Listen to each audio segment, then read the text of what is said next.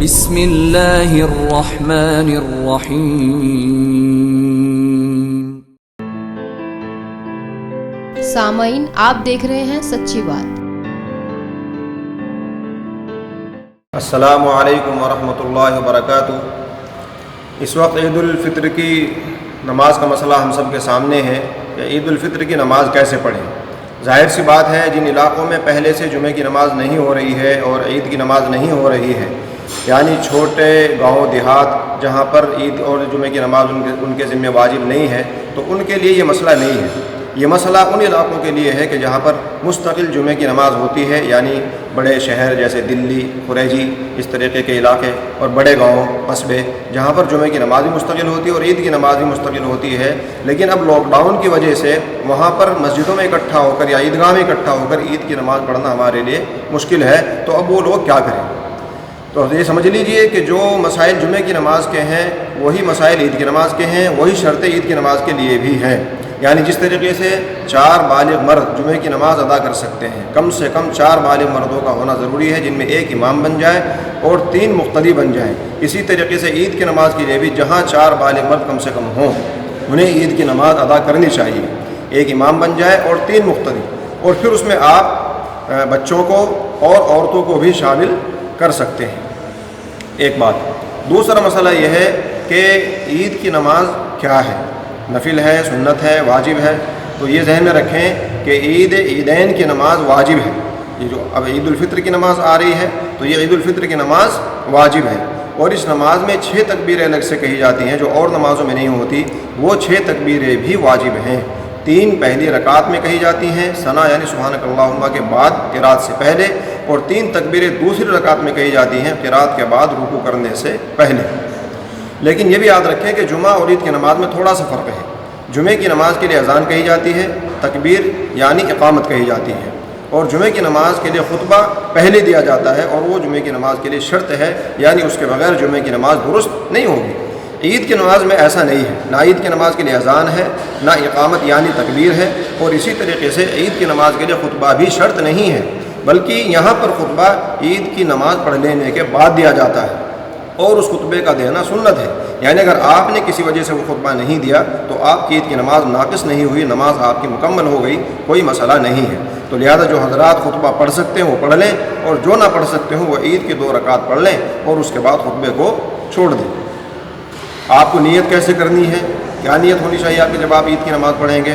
تو نیت آپ زبان سے اگر کہہ لیں اپنے دل کی تسلی کے لیے تو بہت اچھا ہے۔ اس کا طریقہ یہ ہے کہ 2 رکعت نماز واجب عید الفطر 6 زائد واجب تکبیروں کے ساتھ واسطے اللہ تعالیٰ کے رکن رکعبہ شریف کی طرف اللہ اکبر، اس طریقے سے۔ اور نیت دل کے ارادے کا نام ہے۔ آپ کو یہ پتہ ہونا چاہیے کہ یہ نماز واجب ہے اور اس کے اندر 6 تکبیریں بھی واجب ہیں۔ جب آپ کو یہ پتہ ہے تو آپ زبان سے بھی نہ کہیں، دل میں یہ ارادہ کر کے کہ میں عید الفطر کی نماز پڑھ رہا ہوں، اور اللہ اکبر کہتے ہوئے آپ نماز شروع کر دیں۔ تو نماز کا طریقہ آپ سمجھ لیجئے۔ تو یہ نیت دل میں کر کے کہ میں عید الفطر کی نماز پڑھ رہا ہوں، اللہ اکبر کہہ کر ہاتھ آپ باندھ لیں گے۔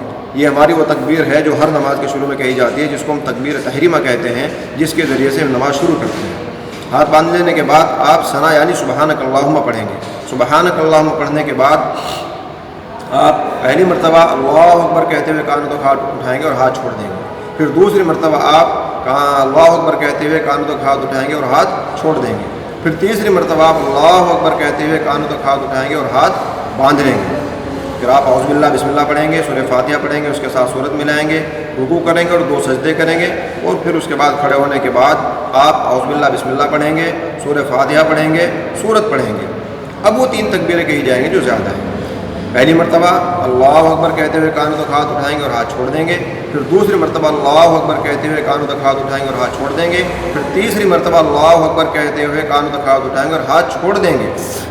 اب اللہ اکبر کہتے ہوئے آپ رکوع میں جائیں گے، رکوع کو کریں گے، 2 سجدے کریں گے، اور اس کے بعد اپنی نماز کو مکمل کریں گے۔ میں آپ کو نماز پڑھ کر دکھلا دیتا ہوں، انشاءاللہ آپ اس کی پریکٹس گھر میں کر لیں۔ ابھی عید کی نماز میں وقت ہے، بہت آسانی کے ساتھ آپ اپنے گھر میں عید کی نماز پڑھا سکتے ہیں، کوئی بہت زیادہ مشکل مسئلہ نہیں ہے۔ اللہ اکبر،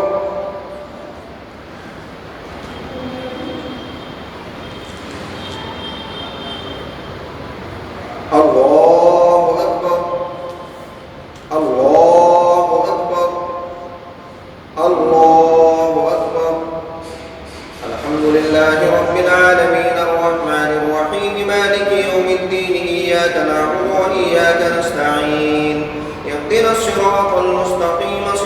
الذين أنعمت عليهم غير المغضوب عليهم ولا الضالين.